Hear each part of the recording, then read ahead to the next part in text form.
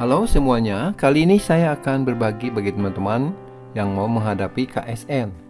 Video kali ini berupa lanjutan dari yang bagian pertama, yaitu pembahasan OSK 2021 bagian kedua, yang akan saya bahas secara mudah dan sederhana untuk mempersiapkan pada OSN 2022. Tentu saja masih bersama saya, Pak Willy. Channel saya mengkhususkan pada pelajaran fisika, jadi silakan untuk teman-teman melihat video-video yang lain yang mungkin diperlukan untuk sumber belajar. Mari kita mulai. Soal OSK 2021 part yang kedua, soalnya sebagai berikut ya. Sebuah silinder A dengan massa MA, M kecil a ya, berada di atas sebuah balok miring dengan massa MB dan kemiringannya 30 derajat. Jadi ini bidang miring. Sudutnya 30 derajat terhadap bidang datar. Balok berada di atas lantai licin dan gaya gesek antara silinder dan balok diabaikan, artinya licin juga.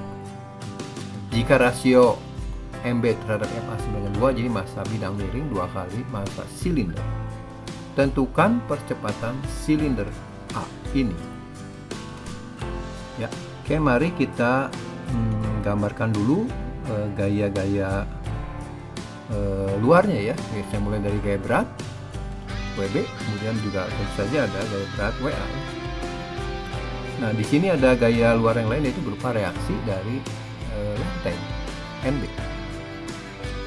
Nah, apa yang terjadi dengan benda ini?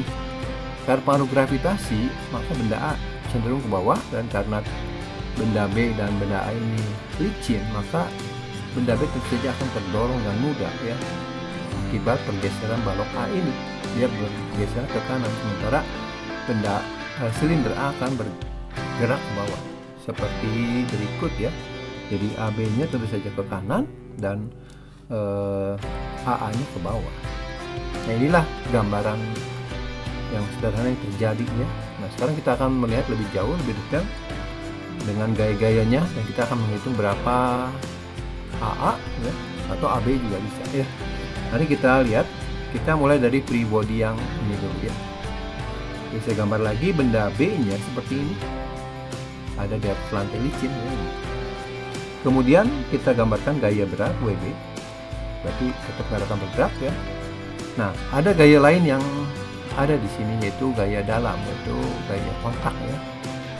Nah, biasanya gaya kontaknya ada gaya gesek dan gaya normal. Di sini karena gaya gesek yang nggak ada, berarti yang muncul adalah dorongan dari benda A terhadap bidang miring B ini. Jadi seperti berikut ya. Gaya ini gaya luar NB nya, inilah gaya dalamnya, gaya kontaknya. Di sini terlihat bahwa dalam arah vertikal itu WB dan komponen NA dalam arah vertikal ditahan oleh NB, tetapi tidak ada yang menahan komponen horizontal dari NA ini yang akan mendorong balok B, sehingga balok B akan tentu saja akan bergerak ya, seperti berikut ke kanan. Nah, sekarang untuk membuat persamaannya dengan jelas, kita harus tuliskan dulu, atau kita tuliskan dulu sudut-sudut ya, karena kita nanti akan menguraikan gaya-gaya yang ada dalam arah geraknya. Oke, karena gerakannya horizontal, saya pilih sumbu koordinatnya horizontal dan vertikal saja seperti ini. Nah, kita akan menyusun persamaan dalam AB dan NA ya. Untuk NB saya tidak perlukan kayaknya sepertinya. Jadi sigma Fx sama dengan M kali A. Karena percepatannya ke kanan, maka sigma Fx kita isi yang ini. Ini theta ya, 30 sehadap. Ini theta. Yang ini itu juga theta, bertolak belakang dengan ini. Yang ini itu adalah 90 min theta. Ini segitiga siku-siku, berarti yang atas ini adalah theta ya. Oke. Jadi kalau gitu sigma Fx kita isi dengan Na sin theta. Jadi komponen ini sama dengan M besar kali A nya, hanya AB ya. Nah, dari sini kita akan buat persamaan jadi Na sama dengan saja ya, lebih mudah karena kita akan fokus mencari percepatan. Oke, jadi ini adalah persamaan ke-1 dengan dua variabel Na sama AB. Nah, berikutnya kita tentu saja akan melihat di body yang lain untuk mengkaitkan nanti gaya-gaya yang ada ini.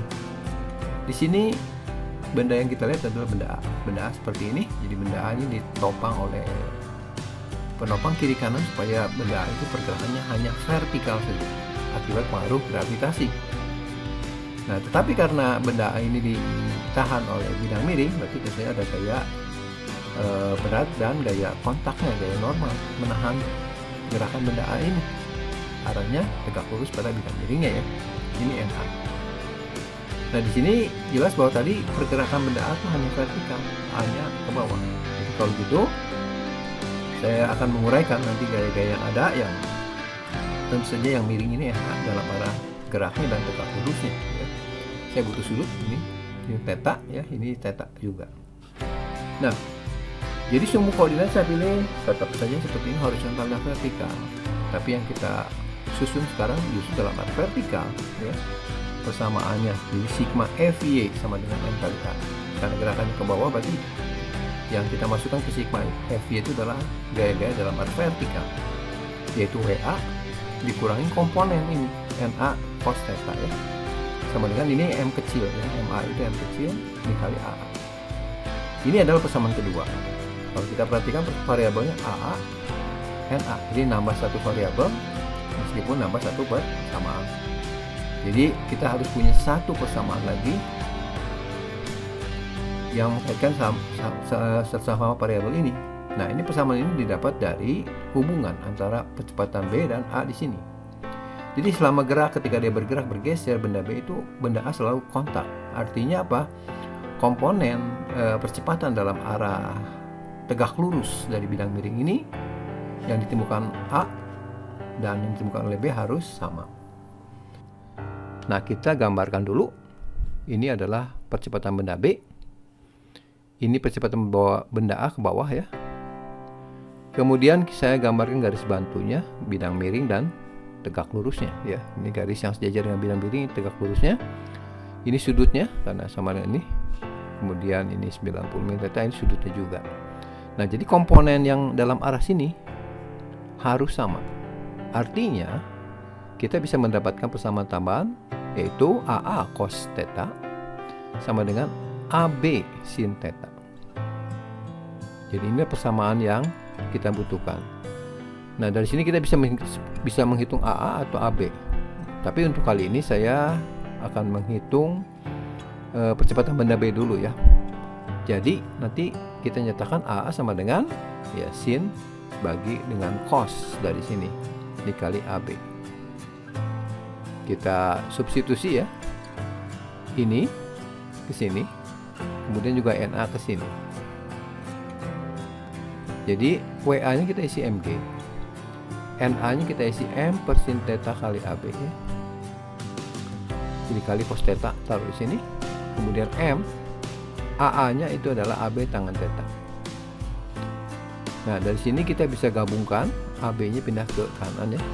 Jadi nanti M kali tangan theta ini, nanti yang ini menjadi M besar kali kotangan theta, cos bagi sin itu kotangan. Dan kita dapatlah percepatan benda B, yaitu M per M tangan theta tambah M besar kali kotangan theta.